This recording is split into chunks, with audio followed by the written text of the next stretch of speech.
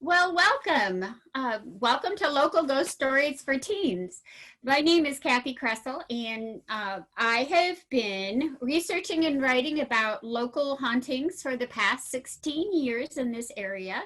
In my day job, I work at the Rockford Public Library as a branch manager. In my off time, I can usually be found riding down some back road looking for local legends and cemeteries. I call it looking for dead guys. It has allowed me to take an interest of mine and turn it into a side business. I host paranormal events here in Rockford. It has also led me to become a published author. I have one book on true crime of Rockford. It's called Murder and Mayhem in Rockford, Illinois. And I also have Haunted Rockford, Illinois. So I was asked by your library to do some stories, local stories for you guys. And at the end, you'll have my website and my email. So I would love to hear back from you of these stories. If you want to share some of your stories with me, that would be lovely as well. So these are stories that I got out of a variety of ways. Some I got in the newspaper. Some I have actually been able to interview people for. So it is a passion of mine to share stories and to collect ghost stories. So that's what I spend a lot of my off time doing. So we get right into the first story. This one is called Cavanaugh's Ghost. So it takes place in the late 1800s in Rockford. Downtown Rockford had a church called Second Con. We still have a church called Second Congregational. It moved over a few blocks, but this was the original church that was located in the downtown area. Now, at the time that this story happened, the cops at that time, the police officers, walked a beat. They drive a beat now, but they walked a beat back then. And that's why I named it Cavanaugh's Ghost. The police officer that had that same area was called Cavanaugh. He was kind of a mini celebrity in our town at the time. But he had heard some rumblings about this particular church. There were some rumors going around that people were waiting there really late at night because as they watched, they would see a light come into the church and it would make its way up through to the organ balcony. And then music would begin to play. So Kavanaugh did not believe in ghosts, and he was determined that somebody was trying to play a trick on the good citizens of Rockford, and he was not going to have anything, any part of it. So he wanted to prove that this was a hoax. So he obtained a key to the church, and he waited there, and it took a little while. He kept coming back on his route, and then he was standing there, and he did see a glow about the church. And it made its way up to where the organ was kept. So he unlocked the door and he stepped inside, and he could see this light. So he went toward the direction of the light, and it at the organ, just as he turned around the corner and could see the organ, it began to play. Well, this startled him a little bit, and he was trying to figure out how they were making this work. And he realized that he had the key to the front door, but he didn't know if somebody was coming in or out while he was in there. So he watched this phenomena happen, and the light grew. And then he noticed that he could see in the light a woman sitting at the organ, playing the organ. Then the music stopped, the light went out suddenly, and he was left in the dark, completely curious about what had just happened to him. So he went, locked the church back up, and he went out on the street to get his partner, Officer Sullivan, and he had him come with him, and they each took a side of the church so that they could watch both of the entries into this organ area. And as they were standing there, it happened again. The light traveled into where the organ was kept, and it grew, and then the music began to play, and they saw this woman, and this time they could see the detail on her much closer. So they could see that her hands were playing the organ, and she turned and she looked at Officer Cavanaugh and actually met his eyes. And when they made that connection, he said that he was filled with a sense of sadness that he had never known quite before. And as they continued to look at each other, she continued to play the music. And then again, as happened before, the organ stopped playing, the light went out, and the woman disappeared right in front of his eyes. Officer Cavanaugh let Officer Sullivan know that the person who was playing the organ had disappeared, and he said, "Did somebody come by you?" And Officer Sullivan said no. So together they searched the entire area. They never found anything, and they never found any reason for this organ to play. And they both would be quoted in the paper saying that neither one of them believed in ghosts, but neither one of them had any solution and any idea of what had really happened. They couldn't say. So the second Congregational Church, the church that I showed you, was eventually torn down, and they built the new one. And for many years after that, no one heard music or anything in that same area. As far as who the identity of this ghost could be, I don't know if she was an organ player hired by the church or if she just lost someone. I don't know that. My next story is on the Veterans Memorial Hall. It's a beautiful building in downtown Rockford, and it has existed since 1903. It was designed by veterans for veterans after the Civil War. The remaining veterans wanted to have a place that veterans could come to receive help, information, and to gather and remember their fallen officers. So it was actually dedicated by Teddy Roosevelt. He was the first sitting president to come to Rockford, and it still stands in all of its glory today. And it is open to the public Tuesday through Friday. So you should get a chance to go see it. If you get a chance to go see it, definitely do that. It is filled with artifacts from different soldiers in our area. It's definitely worth the visit. When I first started collecting those stories for this area, a lot of people told me about this place, and they said that there was a particular bench that you could feel, if you sat on, you would feel sadness. And so we went and investigated. We had an investigation there, and we got some strange EVPs there, which are electric voice phenomenon. That is basically when you run a digital recorder and you hear something on the recording that you did not hear with your ear. So I actually had an experience there that I'll share in just a second, but I wanted to talk about this bench. So we had a psychic that went and sat on the bench, and she said that it was, it contained the spirit of a woman who had come and gotten bad news from a loved one who was serving.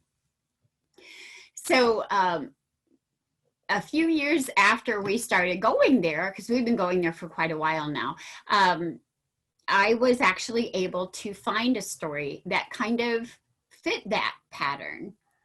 But one day when I was going, you can see the stairs in this picture. So one day I was going up for an event there, and I am notoriously early, always. I like to get things set up and get my heart rate back down before I get to be with my fellow attendees. So I was standing at the doorway with a box, and knocking for Scott. Scott is the director of the Veterans Memorial Hall, and he has been he has helped me tremendously through the years for events. So I was knocking at the door, and this was my view that I could see from the doorway. There's two doors, and if you look through those doors, you'll see this. Now the stairs go up into the auditorium that is on the second floor, and then there's stairs on either side of this main staircase that go to the basement, where there are a few more offices or meeting rooms, I guess. There's a meeting room down there and the bathrooms. And so I was knocking on the door, and I was beginning to become impatient. Now, Scott used to have a young lady that helped, named Leah, who would come and help with these different events. And so as I was knocking, I was getting more and more impatient. And I saw a woman come down those stairs. Now, she was dressed in old clothes, olden time clothes, not old clothes, but olden time clothes. And as I was standing there, I just figured it was Leah because she had dressed in period clothing. So I really started pounding on the door then. And I was like, hey, Leah. And this woman didn't look, and there's no way she couldn't have heard me knocking on that window. She didn't look at me. She came down the set of stairs, turned, and went down the set of stairs to the basement. Well, now I'm really mad because she totally ignored me. So I'm really pounding. And about that time, Scott comes and opens the door. And I was just like, well, fine. You guys are just, you're running late, and now you've made me late. And I said, and Leah came down those stairs and didn't even look at me, and I was really pounding on the door. And he said, there's nobody here but me. So I traveled the country to have paranormal experiences, and I had one and I didn't even realize it. So as I was doing research, I found the story of this young man. His name is Grant Damon, and Grant served during World War I, I'm sorry, around 1918. He had joined in from Winnebago County, and his parents, his mom was named Della. And Grant's mom had gone to the Veterans Memorial Hall to get his traveler information for when he was coming home. And as she was there, instead of getting, that he's coming home on this train or that train, she got the information that Grant had actually been killed. He had been on the battlefield over in France, and it had been hit with mustard gas. Now, he had his mask on, but for some reason took it off, and I'll tell you the reason in just a minute. But at the time that I found the story, I did not know that. I just knew Della's side of the story, that they had let her know that he had passed. So Della was the one who sat on that bench. She heard the worst possible news you could get, and she sat on that bench and she sobbed for the loss of her son. Now, a few years pass, and I'm doing a cemetery tour at Cedar Bluff. Again, I come across Grant's name. I'm doing the story, and I work with a psychic named Sarah Bowker. And I knew the story. She doesn't know the story. She doesn't know who we're going to talk about. I'm the one who plans all these stops in the cemetery. So I had gotten to Grant's tombstone. And I hadn't even begun to tell the story when Sarah comes rushing over to me, and she said, there's a young man here. And I said, okay. And she said, he knows you, or you know him. And I'm looking at her going, I don't think so. I made a joke about it. I may be old, but I'm not this old. And she said, no. You know his mom. And I'm like, well, that's even older. And she said, his mom came through to you at the Veterans Memorial Hall. So we were able to put together this young man's story, and he told it to Sarah as we stood there. Grant was over in France and had been there with a close friend of his.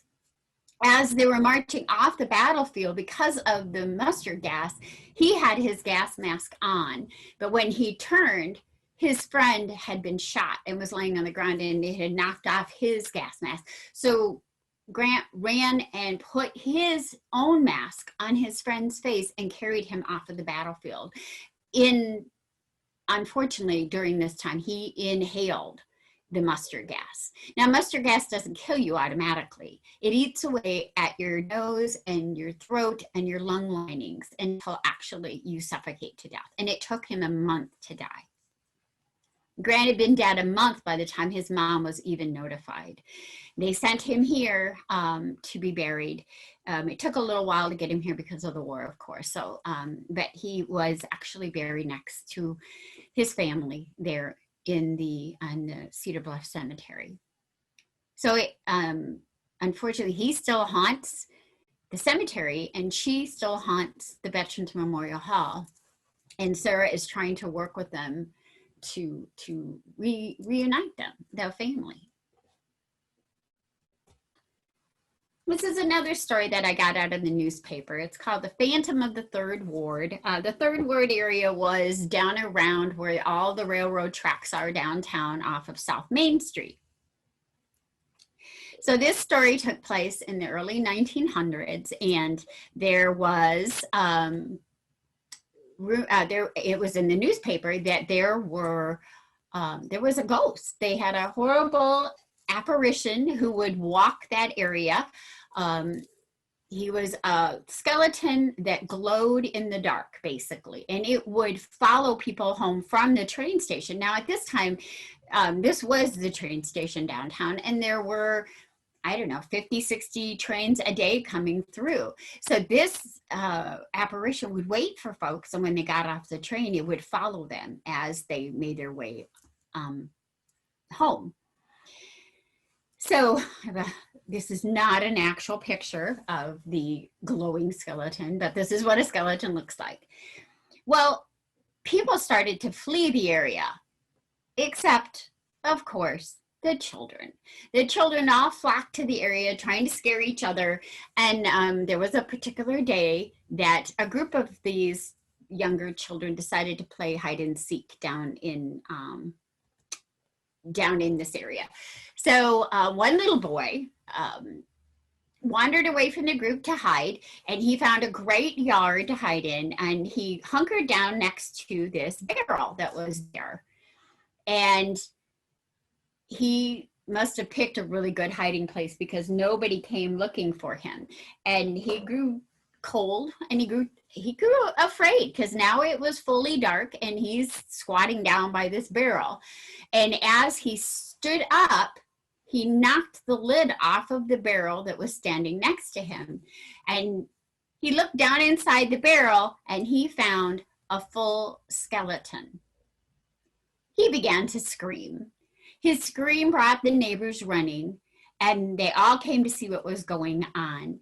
This barrel had apparently shown up in this guy's property. Nobody knew where it came from.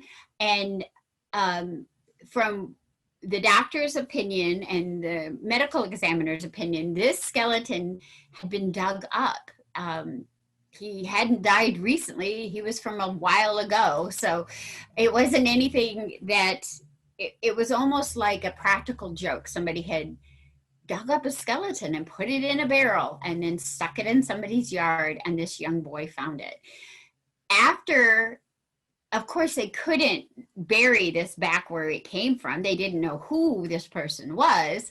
But after they reburied it in the cemetery under no heading, the skeleton that was scaring, the skeleton ghost that was scaring so many people in downtown Rockford, ceased to walk anymore. So they could put that one to bed, as it were.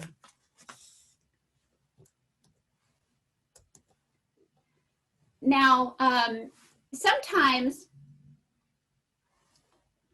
people kind of know, they know that I do these tours, and they'll call me up, and that's exactly how I came across this next story.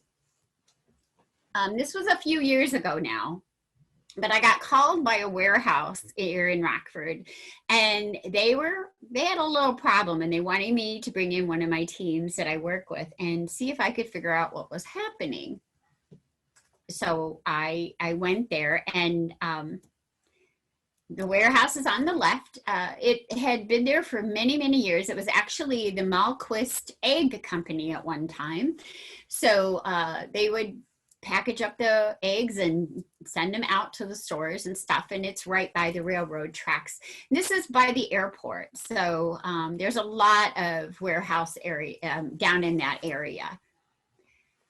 So I had a person meet me at the warehouse to give me a tour, and the person walked me through, and he said that they had strange occurrences that happened there, and they thought that it was an old maintenance man. They could hear like the sound of a large broom as it pushed things, that shh sound. They said they would be in there really late at night doing paperwork, getting ready for the deliveries for the next day. And they would be in there. There would be nobody else but one other person and himself. And they would hear this broom going. He said that they actually had a picture. Now, I never saw the picture. So, but they had gotten so freaked out, they didn't want to be there by themselves. He wanted me to meet another gentleman who had a different experience than him. And he asked me to question him. So he put me in touch with this guy. And this man was huge. He was probably 6'4", maybe 280, maybe 250. And I'm like 5'3.5". So he was huge compared to me. He wouldn't go in the warehouse with me. We talked outside. I went in the warehouse to see what he was talking about, and then I came back out and finished talking to him. But he offered to tell me what had happened. So this guy was in charge, and now it's a different company. It's not the egg company anymore. So he was in charge of loading trucks with piping that they needed. So this was a warehouse that held the pipes. He would come in and get a certain size of pipes. And he is from the Pacific Islands. So they have a little different ways of looking at things. The ghost that he saw there wasn't of a man. It was of a little girl. And he said that because of his family's beliefs from being a Pacific Islander, that they believe that evil spirits take the guise of children. And it scared him when he saw this little girl. So he was working there very late one night. He had to finish loading the truck so that it could go out first thing in the morning. And he was by himself. So he's bending over and picking up pipe, and he's loading it into the truck. Across from him is an office door, and it is basically the top half of the door is glass. So he's bending down and he's picking up, and he didn't hear anything, but he felt an intense cold come over him. And he just, he's loading and he's kind of looking around, checking out, where is that cold coming from? When he catches sight of his own reflection in the office door opposite him. In the door, he could see his own reflection as he bent down to pick up a pipe. But when he stood up, standing next to him was a little girl. He quickly looked to his right. There was no little girl in the warehouse. He could only see her in the reflection. And she met his eyes in the reflection. And then she reached out and touched his hand. He said, as her hand met his whole arm turned cold. A cold like he'd never felt before. It scared him so bad. He stopped loading the truck and he left the building. This little girl is seen all over this area. I had several people tell me about her. They see her playing. She picks flowers along the way. She skips down the railroad track. This is not an actual picture of her. She's dressed in a old-time little dress with tights underneath, and then she's got boots on, and her hair is in ringlets. And it's kind of a really light brown color. She is as solid as you and me, and many people have seen her. And Yolanda Weisensel, who used to run the Command Post restaurant down there, told me a story about her. One night, Yolanda was leaving the restaurant, and it was dark by then. She had a special event there in the evening time. And she was going out to her car. She had closed up the place by herself. And she looked down the road where the streetlights were. And she saw a little girl kind of skipping toward her, pretty far down on the road. And she noticed that as the little girl was skipping toward her, she would pass the streetlights, and the streetlight would go out. And as she got closer and closer to Yolanda, Yolanda was just standing there frozen because she just couldn't believe what she was seeing. Yolanda's not afraid of ghosts by any means, but she just saw this little girl, and she had never seen anything like that. And the lights went off, and then all of a sudden the girl seemed to notice Yolanda. And as she stood there, the lights started to go on one by one by one behind the little girl, like the little girl didn't want to frighten Yolanda. The girl didn't say anything to Yolanda. She just smiled and skipped on by. But Yolanda never forgot that incident, and she told me all about it. I've done a lot of research in the area. The rumors say that it was of a little girl that was hit by a train. I found a story of a little girl that her brother, who was a couple years younger than her, had wandered onto the tracks, and she went up to get him off, and they were both killed by that train. I don't know if that's the little girl. I will keep researching that story.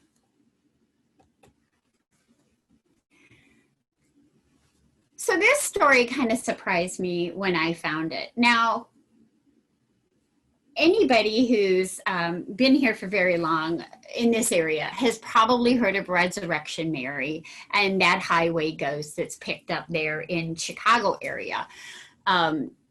That happened 1936 or so is when that story first started to appear. And the story says that if you're driving along Archer Avenue, you'll see a girl walking, and you pick her up, and she gets in the car, and the stories vary a little bit here.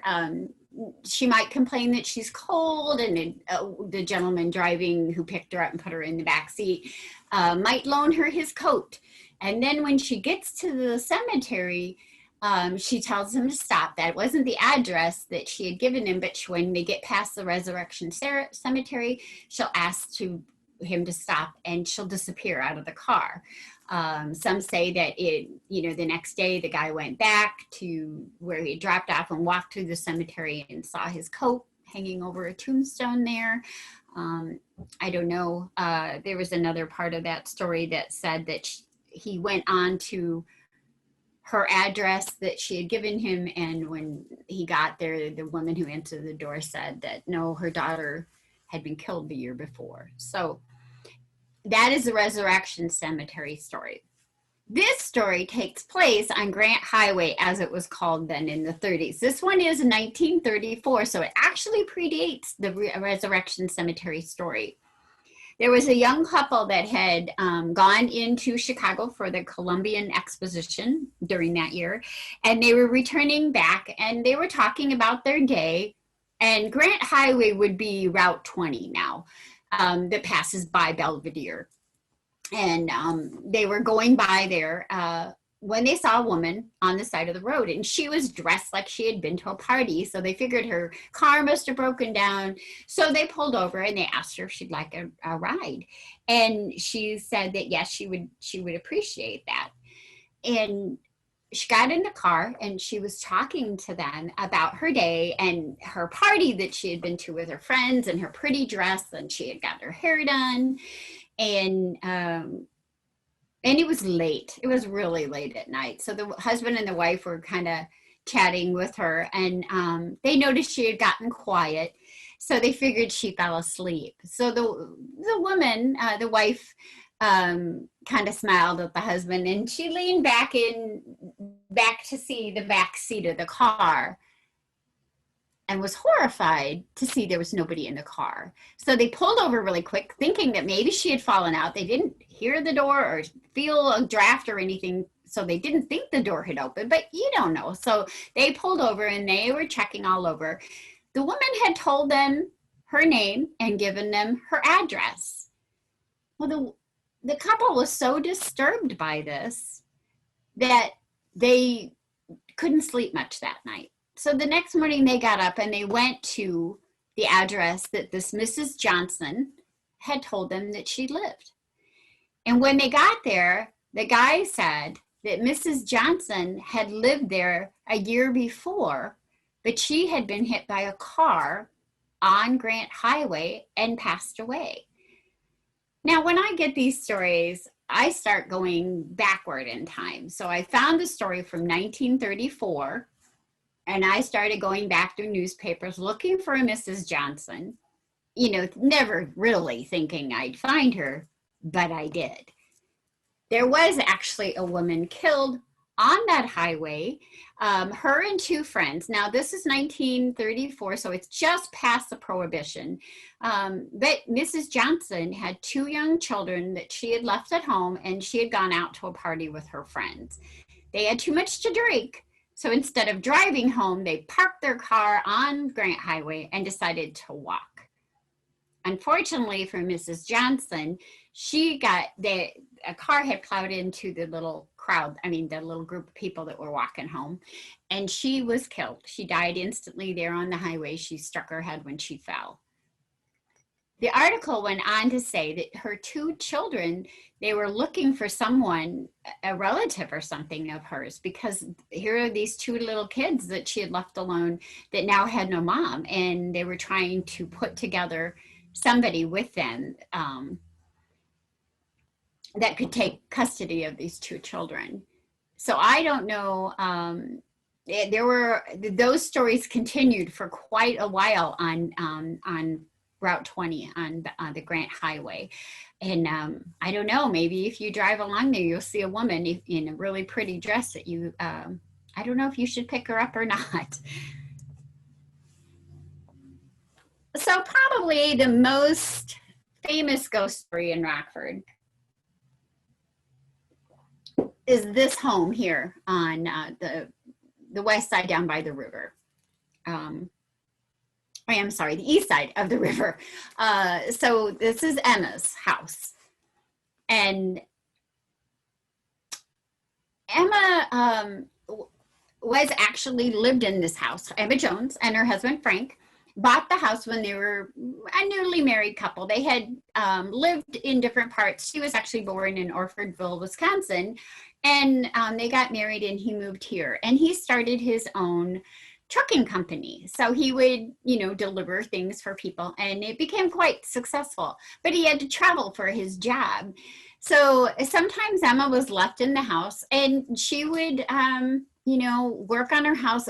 It's a beautiful home, and she had a beautiful garden. So it took a lot of her time to do these things. And she would get kind of lonely. So she would go up in the attic and sit in that window, and she'd listen to some of their favorite music. And at that time, she had a pretty straight shot to the river, and she could, sit there and look at the river and wait for Frank to come home from his business trips. And they had a really good life. They ended up having two sons. But time passed, and Frank passed away in his sleep in 1921, and Emma was left in the home by herself. And it got harder and harder to take care of the home. Her two sons came to visit quite a bit, and she had dogs that she loved, and they kept her company. And she spent more and more time up in that attic window, remembering her days as a young mother and young wife there in that beautiful home that they had for their family. Eventually, the sons came to the realization that Emma couldn't take care of the house anymore. It was just too much work for her. So one of the boys decided that she could come and stay with him in his home with his family. And they moved Emma in, and the house sat vacant for a little while they tried to figure out what they were going to do. Sometimes Emma, by this time she was suffering from probably dementia, maybe Alzheimer's even, and she would, not for a better lack of a better word, she would escape from his house and make her way back to her lovely home. And neighbors would see her out in the yard as she putzed around, and they would know to call her son, and her son would come and take her back to his place. This went on for a little while, and then the boys had to admit that there was no way Emma was going to be able to return to her lovely home. So they decided to sell the home. And people started to show it. And one realtor had a young couple that were interested in the house. So he had gone in the house to show them the house, and realized that the lights weren't working. So he ran downstairs to check the fuse box. And he didn't have a flashlight with him, but he had matches. So he lit a match and was very startled to see in the wavering matchlight a little woman standing next to him. And then the light went out. He quickly lit another one, and this time there was no woman. So he fixed the fuses, he put the new fuse in, and he ran back up the stairs. Being a smart man, he did not mention to the young couple what he had just experienced in the basement, and they bought the home. Right from the very beginning, they had some strange things that happened. They would be knocking on the wall, especially behind the headboard of their bed in the middle of the night. They would hear the sounds of dogs and their little claws on the hardwood floor as they walked through the hallway. And they also noticed that things would go missing, and they searched the whole house for them, and they would be upstairs in the attic window. Radios would always turn to an older radio station, so it would play the oldies instead of their popular music. And this went on for a little while, until one morning the couple came down the stairs and they saw a woman standing in their parlor. And they just stood there, and she said, "What are you doing in my house?" And then she turned and she walked out the front door. Well, they followed her out, and they were standing there when they noticed a neighbor lady, and they said, "Hey, did you see a woman here?" And the woman said, "That's probably just Emma. Just give her son a call and he'll come and pick her up. She probably just wandered away from his house."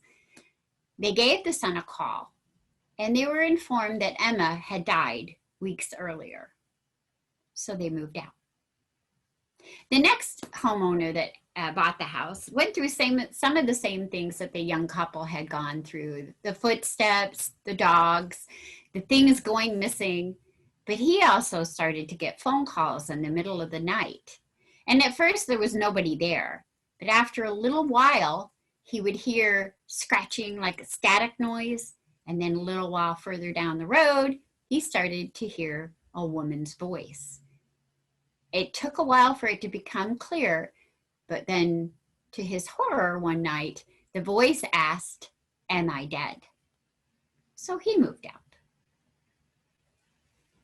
Now, the next people to buy the house was a corporation here in town that helps young mothers called Meld, and they bought it for their offices, and they had it all fixed up and turned into an office space instead of a home.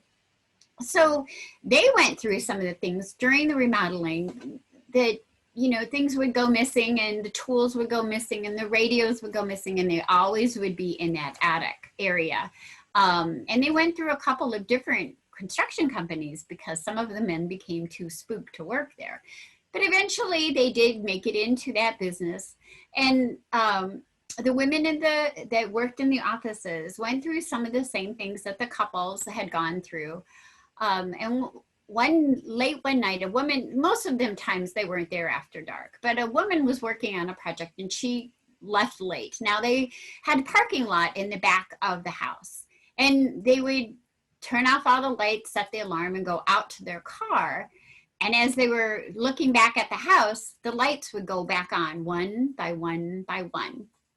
And this woman,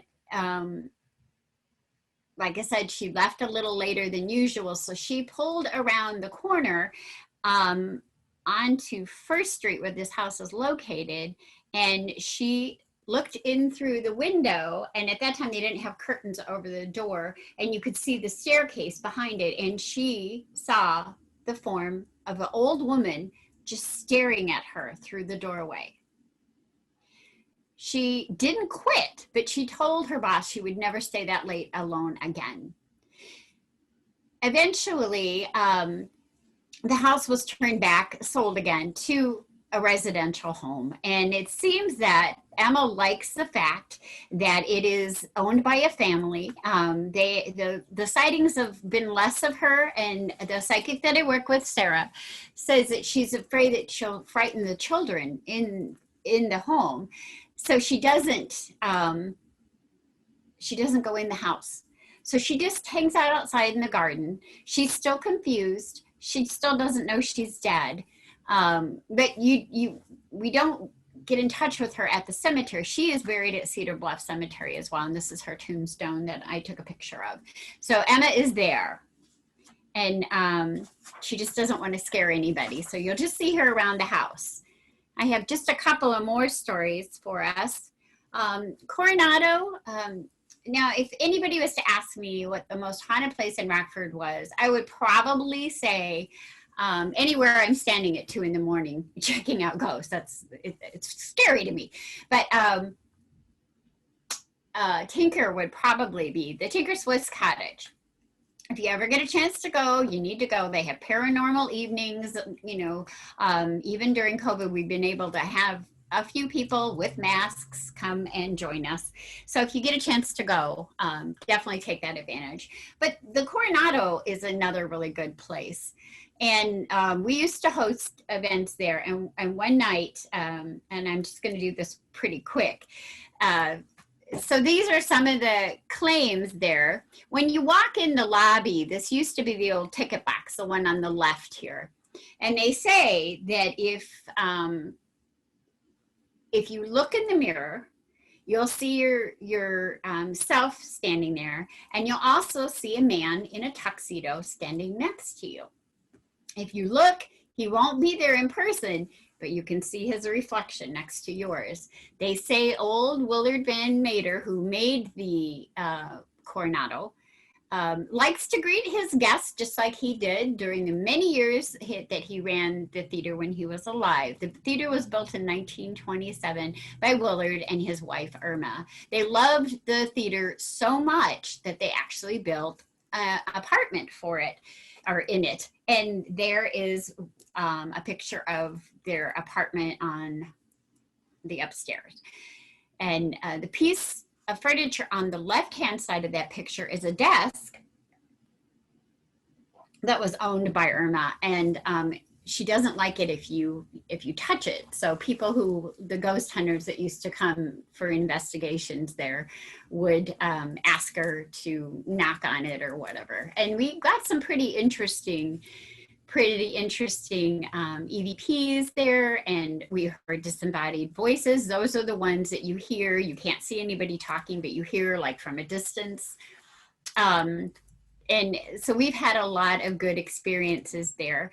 Now, the facilities manager that used to work during the time that we hosted events there didn't like anything to do with the paranormal. And when we went there, he would lock himself in his office and he'd tell me, Kathy, you just knock on the door when you're done and I'll come out and lock you guys out.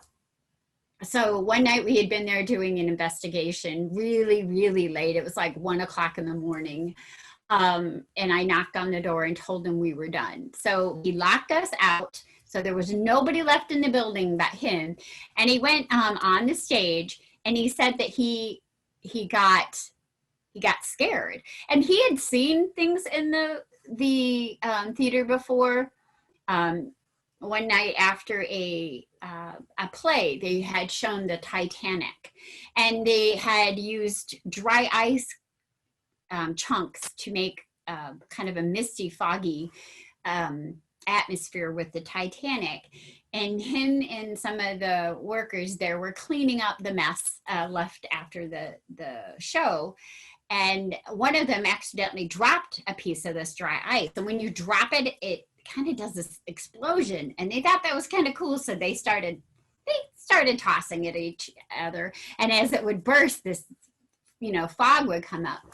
And he said, all of a sudden, they just got this really weird feeling, and they turned, and up on the balcony, they could see a man dressed in a suit just glaring down at them, very unhappy about their attitude that they were throwing this ice in this beautiful theater.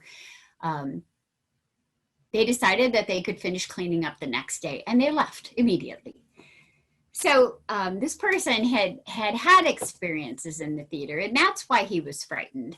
So as he got up on the stage to turn off the lights for the auditorium, he said that he had a very strange feeling. This is the night after this investigation. And he took out his phone and he clicked a series of photos. And he went back to his home and he put them on his computer and he blew them up. And he sent them to me the next day because he was so freaked out by what he had seen. Now, if you look at this picture that I'm showing you, this is the auditorium from the stage going toward the back of the auditorium. And from the right going left, you see a doorway and another doorway and another doorway down the aisles of where people come in. All the way to the left, there are 2 green lights there. To the right of that is another doorway, and you can even see the red exit sign atop of it. Now, there's something, that door was open, and there's something in the doorway. And when you blow it up, this is what the man saw that scared him so much. It looks like a woman with her hair up and in a long dress sitting on something. There's nothing to sit on there. It's a doorway. And this woman has been seen all over downtown Rockford. And you'll have to listen to to another story some other time to find out who she might be. But we're going to go to another story now. This is the one story that I tell that is more legend than anything. This takes place in what is called Millennium Park. It is like on 1st Street and 2nd Street, I think. Downtown, right next to the old watch factory by the new sports factory. There's a little park there, and people go and watch fireworks on the 4th of July. And so it's a well-known park in downtown Rockford. Well, according to this legend, there used to be a house either in the park or by the park that got kind of a bad reputation. There was a fire and 2 little children died in it. And then later on, a servant in the home, it was a huge mansion, a servant in the home, his wife was the cook in the home, and one day she had too much to drink and she was walking down the stairs and she ended up falling and breaking her neck. And he was so sad, the servant was so sad, that he went out into the garden of this beautiful home and hung himself from the tree that stood in the garden.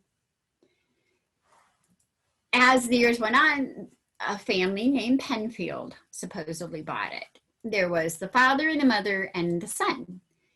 The mother passed away, and the father decided that he needed to get his son a wife. He was a businessman in town, and he wanted to leave his business to his heirs, and he needed his son to have a wife.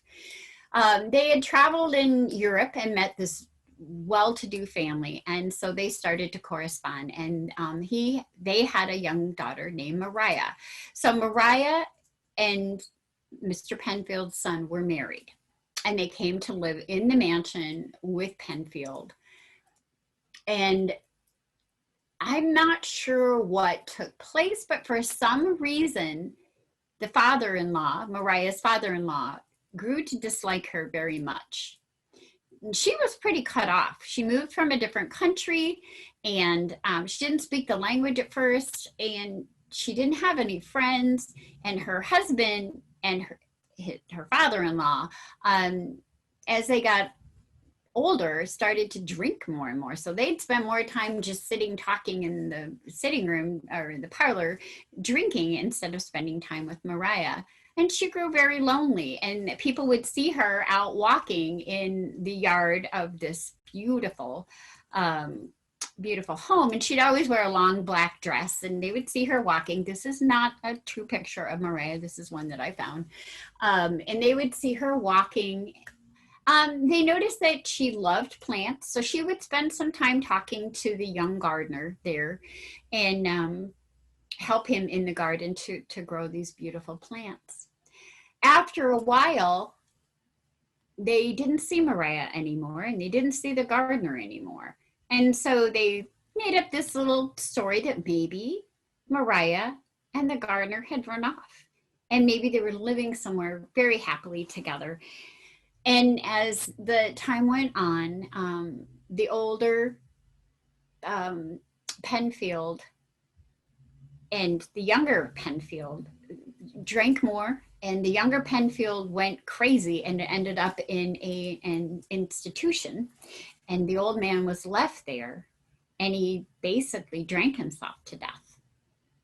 And then years passed, and that mansion was broken up into apartments. And when people would see shadows and things would happen in the building, so that it got the reputation of being quite the haunted house.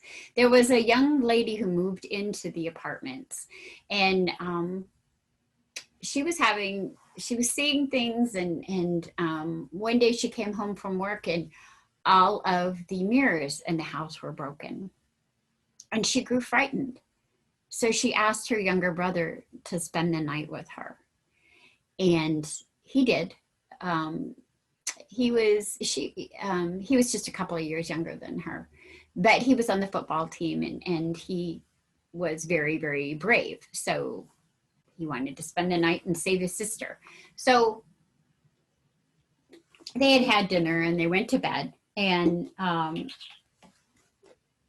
he couldn't sleep. He was on duty, basically. He was scared about that something was going to happen. So he wanted to be alert. So he didn't go to sleep. He heard something out in the hallway, and he got up out of bed, and he walked to the doorway, and he listened, and he heard a thumping sound. So he opened up the doorway, and he looked down the stairs, and he could see a shadow moving. And he stood and he watched, and it became a shadow figure. And as he was watching, the shadow figure started to crawl toward him. And it came further and further up the stairs toward him. He watched it till it got to the landing, and then he lost his nerve, and he ran back into the bedroom, and he jumped in the bed. He could hear the thumping as it made its way across the landing, and then as it made its way into his bedroom, he heard the thumping, but he could also hear the scratching sound of its nails as it pulled itself across the floor toward the bed. Just as he felt the hands come up onto the actual bed and push itself down so it could pull itself into the bed, he began to scream. His sister ran into the room, and she flicked on the lights, and all she saw was a black mass that faded away as she stood watching. Well, needless to say, the daughter, that sister and the brother decided she didn't need to live in that apartment anymore, and they moved out. Several years passed, and there was a really bad storm, And that old tree that had gotten such a reputation after the servant man had hung himself in there fell during the storm. And when it fell, in the roots of the tree, people could see an old rug had been wrapped. And inside that old rug was the body of a young girl. Mariah had never left that mansion to go run off with the gardener.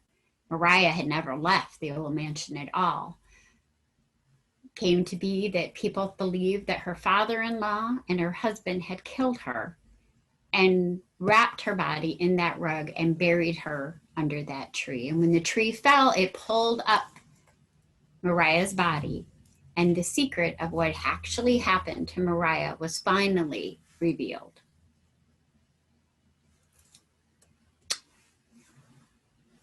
Thank you very much for listening to my stories. I hope you got a little bit of a chill from these. If you'd like to read more of my stories, I do have a website, hauntedrockford.com. I hope that you were pleased to get those little chills, and I hope you continue to read and to research and maybe even join me on one of my little paranormal adventures that I have. Please use the email at Kathi@hauntedrockford.com, Kathi with an I, and email me if you have any of your own ghost stories that you'd like to share with me. And I hope you have a wonderful, safe, but spooky Halloween. Thank you very much.